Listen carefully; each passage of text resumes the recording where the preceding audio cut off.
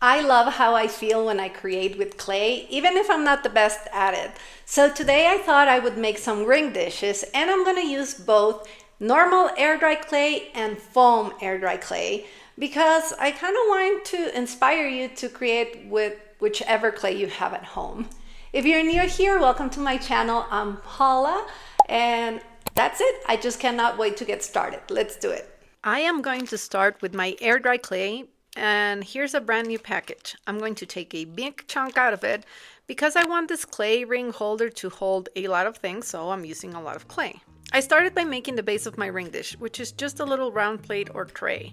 I'm going to try to make a flower ring dish inspired on this candle holder, so I needed the bottom of it. My idea is for the flower to hold earrings or whatever, like a little cup instead of the candle. I used this green plastic lid to mark and cut a circle, and I also used the same lid to shape the bottom of my ring dish. I wanted it to have like a little nice edge, and it was easier for me to make it this way. I modeled the base, smoothed it out, made it pretty, and put it to the side to make the rest of the flower. I made the stem of the flower next. It needed to be thick to be able to hold the weight of the flower pot, so it will be more like a trunk, I guess.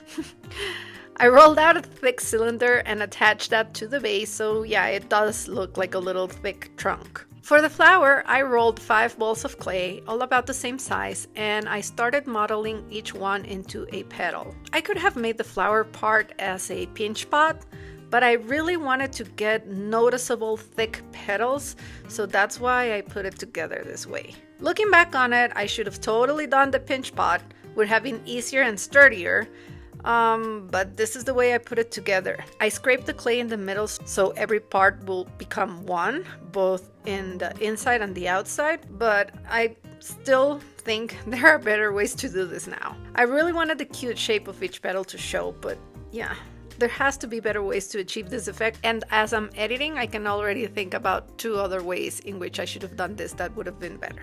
Anyhow, I just followed my first impulse because clay is about having fun and having a relaxing time to me, so that's it. I did try to join the petals together more by scratching the clay where they touched.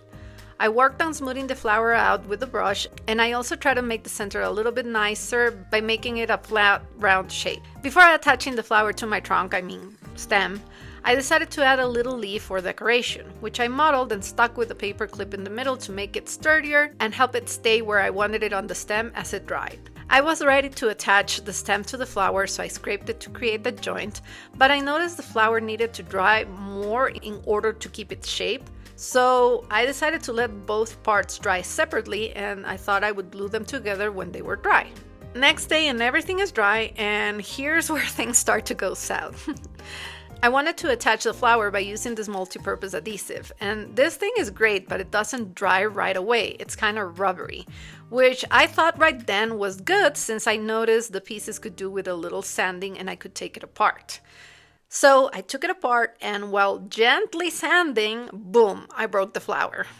Man, but that was okay. I've messed up greatly before, and I've been able to fix it with my modeling paste. So I thought, this is messy, but I can fix it. With my modeling paste in hand, I started to fill the cracks on the base that had appeared from drying, making everything smoother. I also fixed some tiny cracks on the flower and used a bit of the paste as glue almost for the center of the flower where it had ripped apart almost like paper. With the flower back together, I put a lot of the paste in the inner center to remodel it and also to make the area thicker and stronger. Same with the outside. And finally, I used more modeling paste to cover the parts where the leaf separated from the stem and all of the cracks at the bottom. When all of the modeling paste was dry, I now had again my 2 pieces that needed to be attached. The flower was looking narrower than what I initially modeled, but it was okay, so I tried to attach it by using my glue gun. It looked like it worked, so I covered the joint that showed the glue with more modeling paste. Left it to dry a bit, but after a little while I came back and I found it falling to pieces again. So I just decided I will allow the modeling paste to dry very, very well overnight, and for the 3rd day of this project I went ahead and bought some crazy glue. I usually don't have super glue at hand because I'm afraid of it. I've glued my fingers way too many times in my lifetime, and I truly detest the feeling of the glue being stuck to my fingertips, and I hate even more when you tear it and you tear some of your flesh with it, so it's not my favorite. But this time it seemed it was the only tool for the project, and I was careful like an adult with it.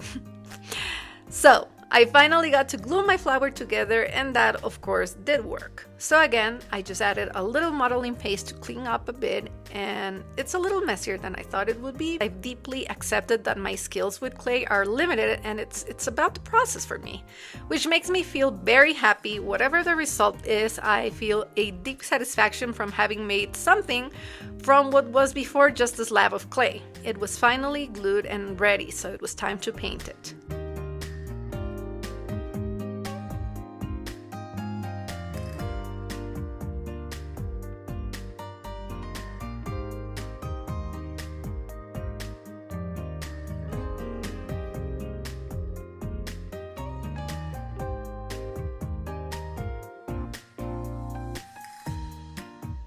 That was a quick paint job, only 3 colors, and then I chose to paint a very simple, cute little face. And she ended up looking kind of cute and concerned, which I thought it was perfect for her after everything she went through. For the next ring dish, I am going to use my foam clay. I absolutely love working with this material, easy and mess-free. So happy after that long process. So, I've had this bag of foam clay since I started my channel almost, and it's finally at its end. I'm using all of it, at least all that's still soft. There's a good chunk that has hardened, and it is my understanding that to make it softer, all you need to do is spray it with water. Which I did, and it did help with the parts that were not as dry, but most of this chunk is really hard, so we'll see. I've wet it and put it back in the original bag, and we'll check on it at the end of the video a couple days after. So I grabbed some clay and I started to color it by mixing it with acrylic paint until I got the shade of green that I wanted. Once I had a color I liked, I made a very nice and smooth ball, and I pushed it into this small bowl that I had to use as I shaped the base. This is so nice and easy to make. Again, looking back now that I'm editing, I should have used a bigger bowl. Okay. When I was done, I thought I would use one of my fancy plastic children's clay tools to make the rim of that base nicer. But that didn't look so good, so I just destroyed it by taking the clay out and started again from scratch. Now I had this simple little base, and it was time to work on my flower. This flower will have the same chunky stem, but it's going to be different. It won't be able to hold anything within her petals. This is just about being cute. Again, I rolled a cylinder for my stem or trunk, and to attach it, I just wet the clay a little bit and put it on top. That's it. That's all you need to do to attach foam clay to itself. For the flower, I started by mixing yellow paint into the foam. Forgot to wash my hands from the green, so I stopped to do that because I didn't want to risk staining the clay. This clay gets stained easily. I made a big and smooth ball. You can smooth this clay with a little bit of water also, and the softer it is, the easier it is to work with. And was happily smoothing when I saw my flower center had a piece of lint in it. I couldn't live with it, so I removed it because it was bothering me, and I had to smooth it back again to create a nice little roundish thing for the face. Then I grabbed more clay, and I colored it with a little bit of purple until I got a nice soft color. Rolled 6 balls for the petals, which I just push in with my clay tool to get this cute shape, and then I pressed each petal together with the center. Flower done, so I attached it to the stem, and since I had a little purple clay left over, I thought I would cover the back to make it prettier.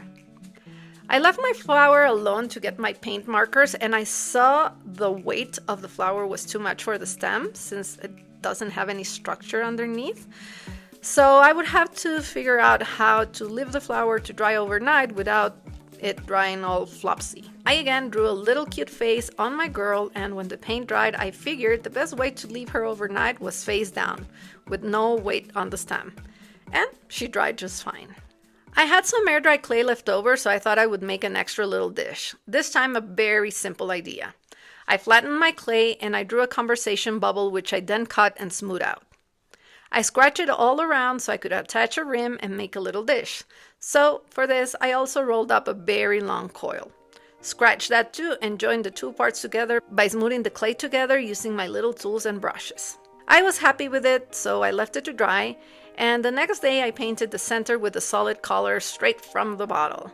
Then I realized this piece needed a little sanding, So I sanded and gave it an extra layer of paint because I needed to get rid of some of that sanding dust.